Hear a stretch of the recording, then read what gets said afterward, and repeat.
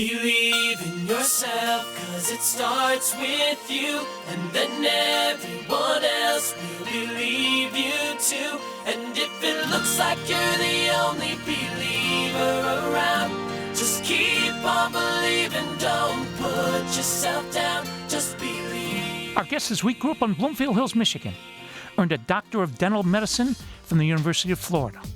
Since 1981, he's been the general dentist owner of Schmieding Dental Group, Inc. Since 2005, he's been the president of Searing's Fund, which provides help to the underprivileged in Nepal. They find deserving children, young women, and families in Nepal and help change their lives through educational scholarships, medical care, and basic living assistance. He and his wife, Karen, have adopted 6 children from Nepal. His name, Dr. Peter Schmieding. And I'm Jack Krasula, and this is Anything is Possible on 760 WJR.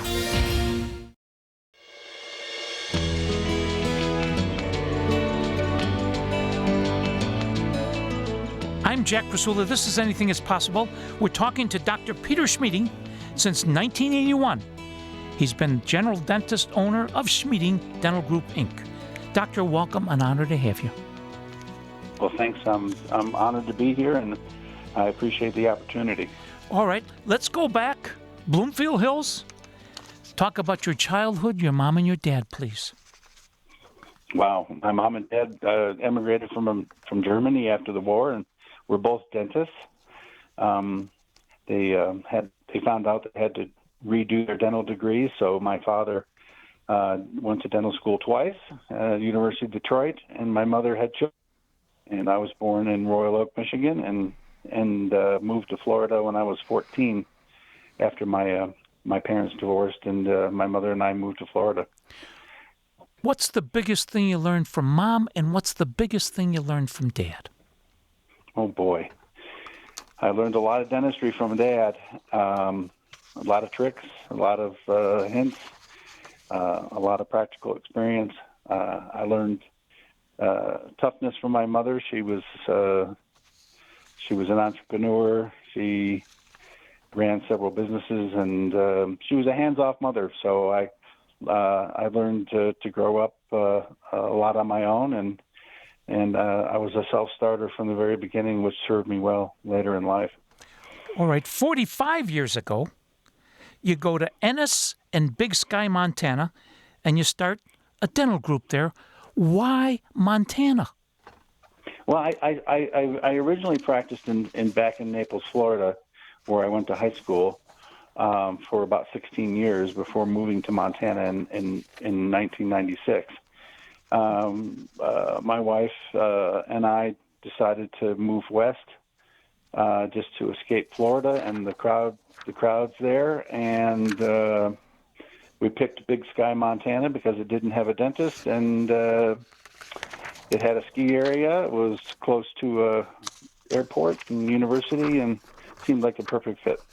All right, Montana, the 4th largest state in the Union by area, but the 8th least populous state. You have about 1.2 million people. Montana's referred to as Big Sky Country, Treasure State, Land of the Shining Mountains, the last best place. Tell us about Montana. Montana is a beautiful state. There are more cows than people. There's still a lot of wide open country. It does have 4 seasons. It can be very, very harsh in the winter and very nice in the summer. There's definitely 4 seasons, though, with the fall and spring, which differed a little bit from Florida, which was nice. And it's a great place to raise a family. It's a beautiful state. It's being discovered now a little bit by people, but it's still a pretty unpopulated area that has a lot of beautiful mountains and rivers and a lot of outdoor activities. Nick Faldo was a commentator for PGA Golf for years. He won the Masters twice. And boy, he moved out there, I guess, a few years ago. He's putting your state and your Big Sky Country on the map. So. Yeah, well, a lot of people are moving here, leaving different parts of the country for various reasons to escape to a simpler lifestyle and a little bit lower cost of living, though it's getting more expensive as in certain areas of the state. But there's still a lot of wide open country here, and like I said, there's more cows than people. So. Okay, you've been practicing dentistry for 45 years. Talk about what it was like in 81 versus today, doctor. Wow. A lot of things have changed. I remember being in dental school at the University of Florida and not wearing gloves. Things like implants and white colored fillings and I mean the technology has changed dramatically over the years, but some things never change in dentistry, and how you treat people and how you take care of your patients. Some things never change. So there's been technology advancements, but the way of running a good dental practice, it has not changed. Preventing cavities. What's the best things we can do? Diet, fluoride, and regular dental care. I mean, home care with a fluoride, using a fluoride toothpaste or a fluoride additive according to your dentist's recommendations, and having a good healthy diet are probably the two most important things. And then regular dental care for prevention is critical, and you do those three things and you'll minimize the amount of dental work that you'll need. We're talking to Dr. Peter Schmieding. When we come back, we're going to ask him about the phenomenal love and ministry he and his wife Karen have for the people of Nepal. And I'm Jack Krasula, and this is Anything is Possible on 760 WJR.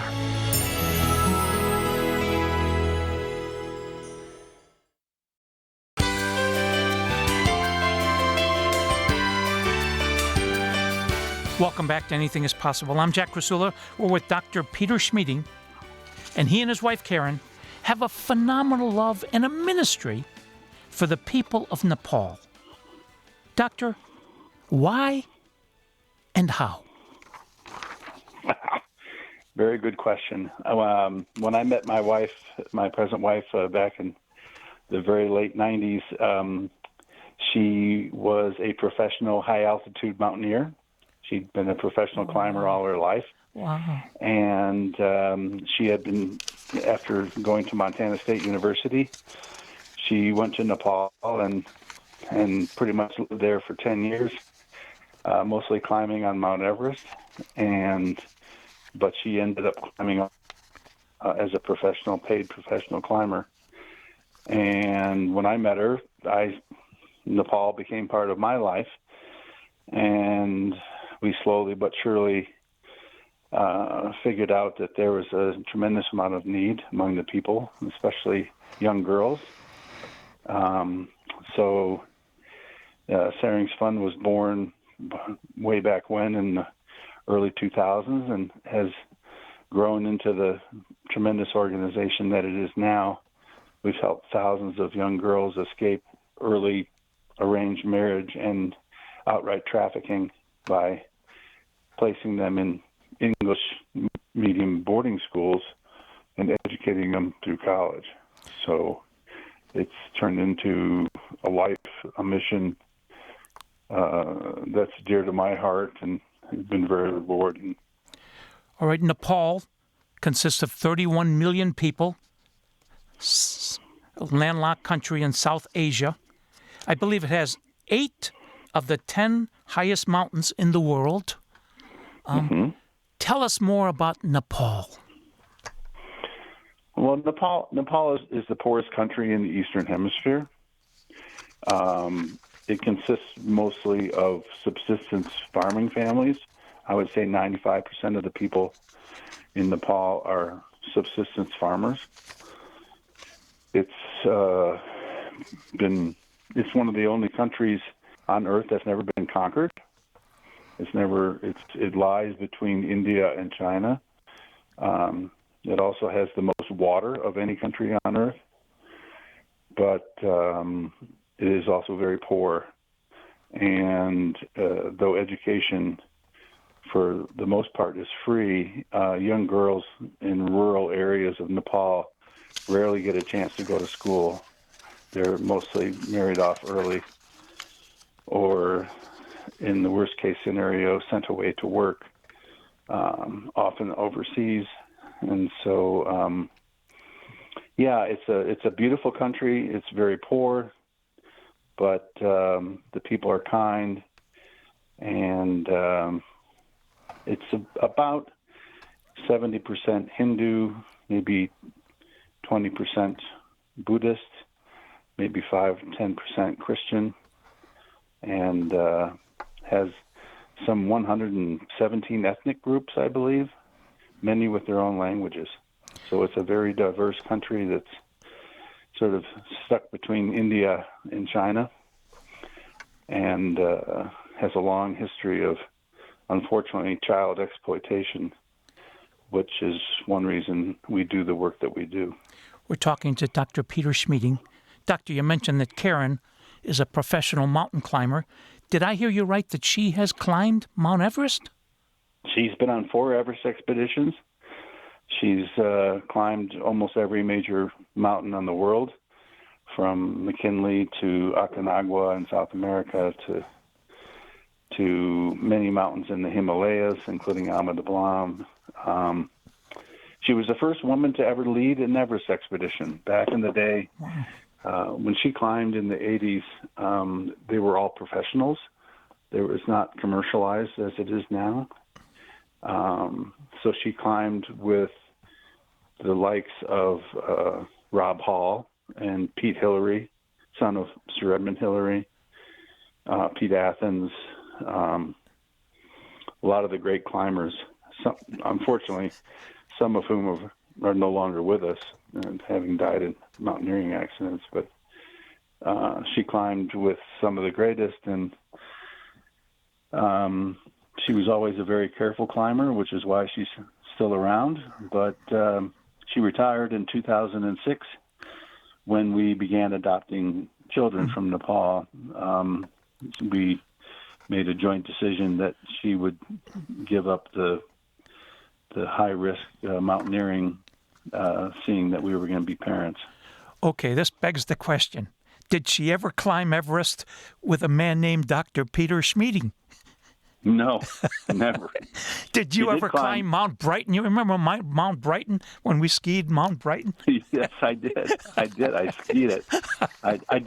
I did climb Island Peak, which is a peak next to Mount Everest, 20,500 feet. I did climb that twice with my wife, but I'm no mountaineer. I never. It was never my passion, but I do love being in the Himalayas.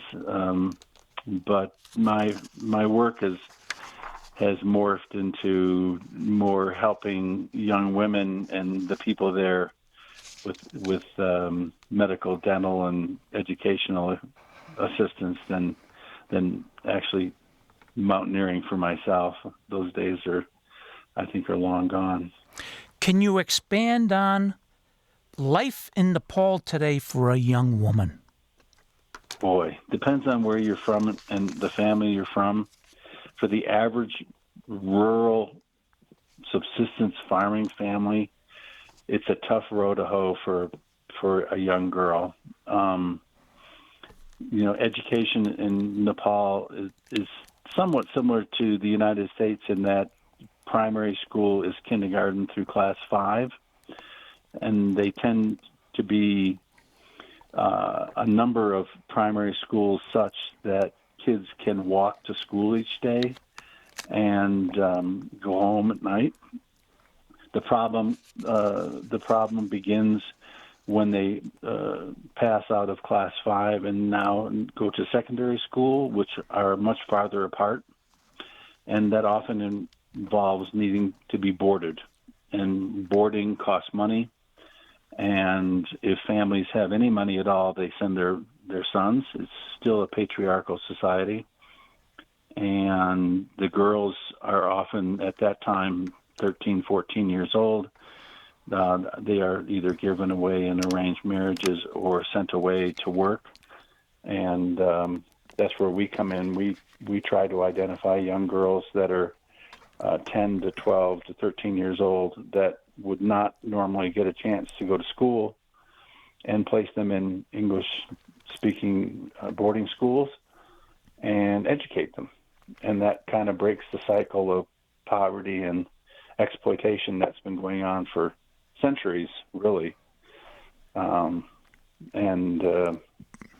It's remarkable to see how capable these young ladies are when they're given a chance.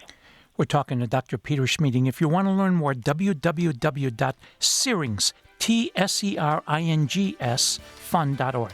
When we come back, we're going to talk about that he and Karen have adopted 5 girls and 1 boy from Nepal. Now they're between 20 and 27. And I'm Jack Krasula, and this is Anything is Possible on 760 WJR.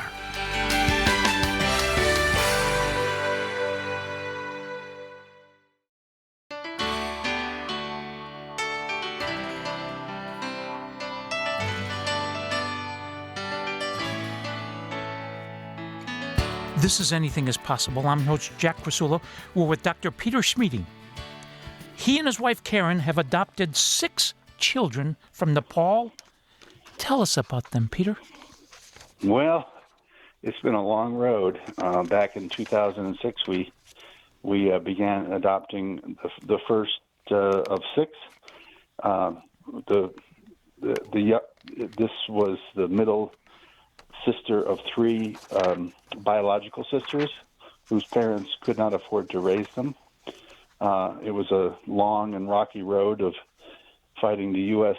State Department for visas, and was actually the subject of many a newspaper article, as it took nearly 9 months to bring Paulden to the United States. The rest of the children have followed over the last 15, 16 years, and the last 3 or 4 have actually been adopted more as adults over the age of 16. Adoption from Nepal is very, very difficult. Right now it's impossible to adopt children, but we eventually reunited the 3 sisters in 2014, and they now range in age from 20 to 27. Most are either at Montana State University or have graduated from Montana State University, and one is planning to be a doctor and one is a dentist, and it's been a great experience. It's been a long road, a lot of work, and a lot of immigration law. Unfortunately, if you follow the rules, it's not always as easy as you might think, but with a little bit of perseverance and a lot of love, we've got all 6 in the United States now, and like I said, they're either attending Montana State or, in the case of one, hopefully going to attend dental school at the University of Colorado in Denver, starting next year. So, it's been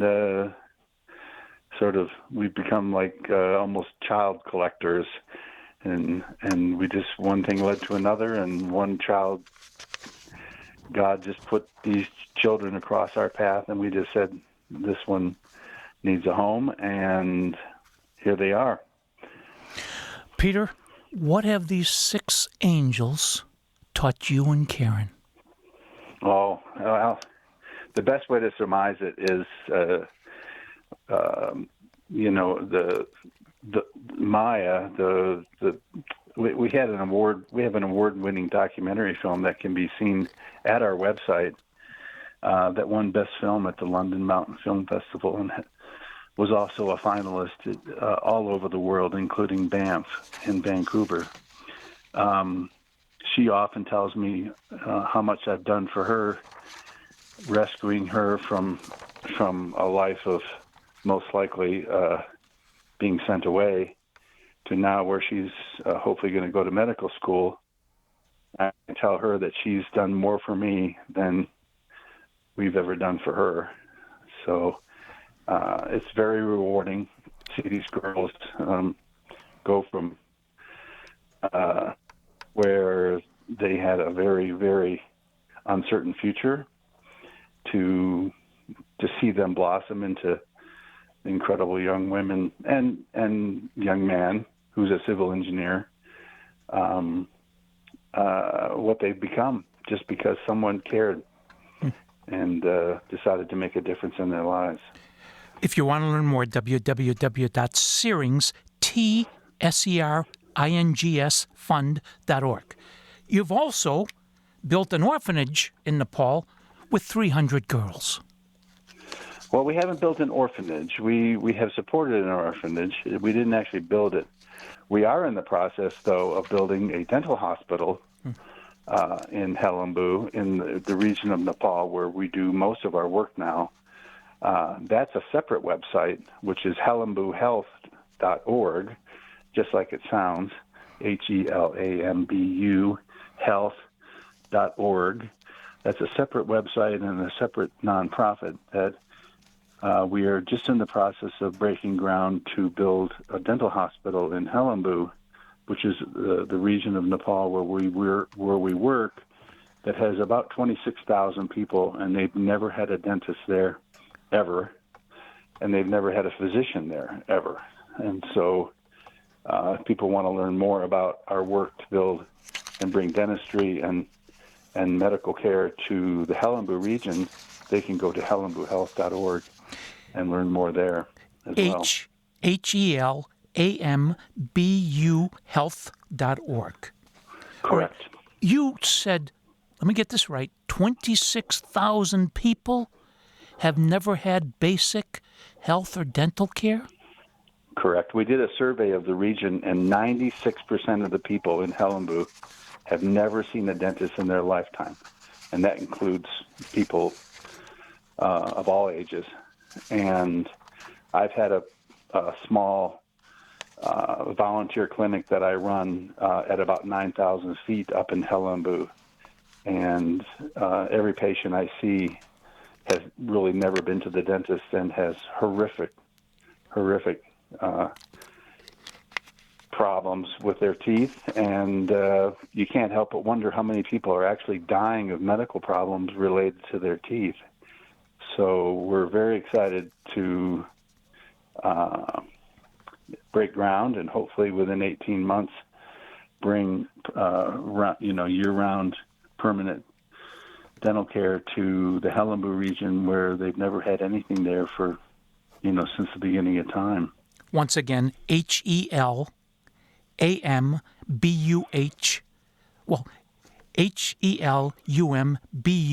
health.org. Peter. Correct. Yes.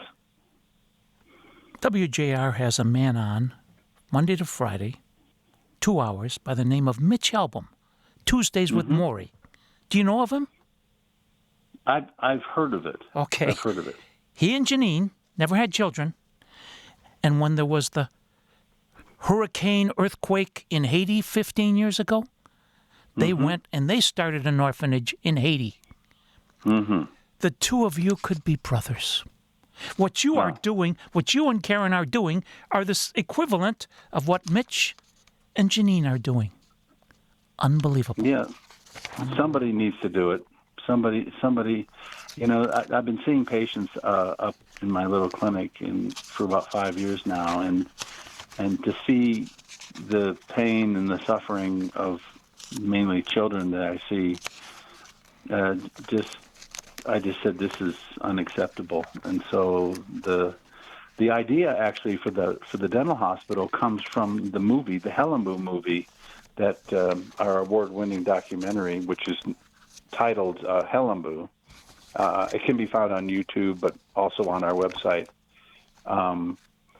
The idea for the hospital came from the film, when Maya, my daughter Maya, who's the main character, mentions that her life's dream is to bring a hospital to Helambu. because both her parents died when she was just 6 years old, and she feels that if they had had proper medical care, that perhaps they wouldn't have died at such a young age. So that started the process about 3 years ago, and now we're just about ready to break ground, and hopefully, like I said, in 18 months we'll have a fully functional dental hospital and medical clinic that will be able to take care of the people in that region for the first time ever. We're talking to Dr. Peter Schmieding, www.searings.fund.org. And I'm Jack Krasula, and this is Anything is Possible on 760 WJR.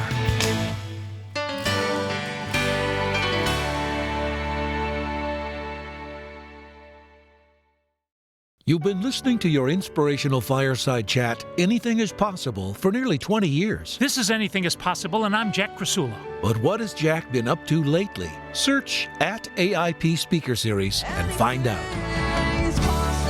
Jack has interviewed thousands of historical voices, some of whom have offered him their philosophy of life, like Tom Izzo. And Tom writes, work hard, persistence always wins out, discipline is the highest form of love.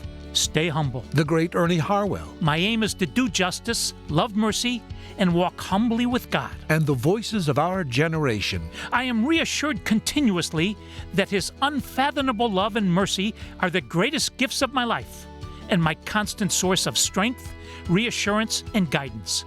His Holiness, Pope Francis. @AIP Speaker Series is the YouTube channel where all of these jewels can be heard, including some of Anything is Possible's greatest guests. And we're with Mitch Albom. The Little Liar is really a book about truth and lies and the price we pay when we lie.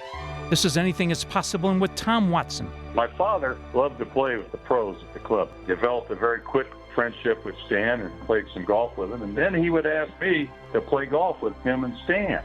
Our guest this week was born with a rare disorder characterized by the absence of arms and legs. His name, Nick Vujicic. Something that every human being actually deals with, Jack.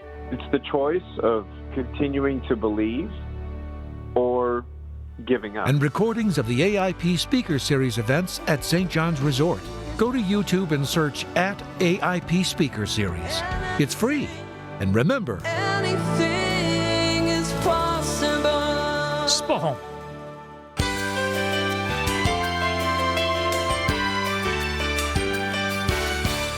I'm Jack Krasula. This is Anything is Possible. We're talking to Dr. Peter Schmieding. He and his wife Karen are angels for the people of Nepal. Here's a statement. Each year, as many as 20,000 girls from the poorest parts of rural Nepal are trafficked. Is that true, Peter? It is. It is, and the figure could be even higher. And one of the reasons we are working in the Helambu region of northern Nepal is historically that's been one of the worst regions for trafficking. The Tamang and Yolmo ethnic groups there have been marginalized and exploited for centuries. And 2 of our 6 children are from that region, grew up there. And we've decided to really focus our work there so that we could make a difference in a particular region in my lifetime. And we've made a huge difference in the culture there, just in the number of girls that are no longer being trafficked and married off, but getting educated instead. Okay, I quote you. An English education can change the life of family and beyond. And this great gift can be given for about $600 a year. That's all it takes. Yeah, boarding school, the main boarding school we use in Helambu is the Malamchigang Secondary School in Malamchigang. The cost for a year of including education, room and board, uniforms, books, everything from soup to nuts is about $700 a year now. And it's also the subject of the Helambu film that can be seen on our website. But it's the finest school in Nepal. It's had the highest test scores of any school in the region for 17 years in a row. And the girls that get a chance to go there come out going to universities. About 70% of them get a 4-year degree through sponsorship through Sarings Fund. And it breaks the cycle. When you educate the women in the family, it breaks the cycle of poverty and exploitation that's been going on for generations. All right, your mom took you and your brother Reinhold to Naples years ago. Yeah. Your brother Reinhold, he stayed. He's done okay. And he started something called Arthrex, Arthrex. It's unbelievable. He's been very, very helpful to you and Karen. Talk about Reinhold and his company, Arthrex. Well, Reinhold is a self-made billionaire that started a company that has exploded in size. He's been a very strong supporter of Sarings Fund for many, many years. They're the main contributor to the new Helambu Hospital that we're building. He came to the Naples area many years ago, 20, 25, 30 years ago. And he started Arthrex from the basement of a friend in Connecticut, and it's grown to be one of the largest orthopedic and arthroscopic surgical supply companies in the world. And it's a great success story and, the American dream personified. Whenever I've had somebody on the show these past 21 years that deal with the poorest of the poor, they regularly say that I've learned much more from the poor than I ever did from the rich. Why so, Peter? It's hard to explain, but to meet a young girl whose chances in life are slim to none, as we see in the Helambu region, and to see them flourish with an opportunity to become something, and the gratitude and the love that they give back is an experience that you just you don't experience with people that have already been successful. These are people that come from the poorest of the poor and have no hope, and then all of a sudden a stranger from the other side of the earth takes an interest in their life, oftentimes never meeting them, and to see them transformed into these incredible young women and how incredibly smart and hardworking they are, is something that's hard to duplicate elsewhere. Websites again, Sarings Fund, TSERINGS Fund.org, and Helambu, HELAMBU Health.org. I quote you now. You've said in the past, God has called me to do this. Absolutely. Why? Who knows? Who knows? It's my path. It has developed over the years. I feel I'm a man of great faith, but I'm a man that lives my faith through my actions. I think this is what Jesus would have done to help the poorest of the poor become something. And I've been given the opportunity and the place and the connections and the opportunities to do this, and it just has become my life. It's just the way it is. Dr. Schmieding, we're all going to die. And someday when you die, someday when Karen dies, you're both going to hear the greatest 6 words we can ever hear. Well done, good and faithful servant. That means we're up there forever, utopia eternity. Peter Schmieding, when you hear from our Maker, well done, good and faithful servant, what are you going to say to God? Boy, it's a tough one. It was all because of his guidance and his insight and instilling in my heart the desire to do it. It just seems like the right thing to do, and it's just my place. And I think others, if they were in my place, would do the same thing. All right, one final thing. Tell us about Hero Camp. Oh, Hero Camp is a fun. We choose 18 to 20, usually 14 to 16-year-old girls among the girls that we sponsor, and it's like a women's retreat, 3 to 4 days of seminars and fun activities, sort of bonding and self-esteem building. And we've done it every year for, 7-8 years at least.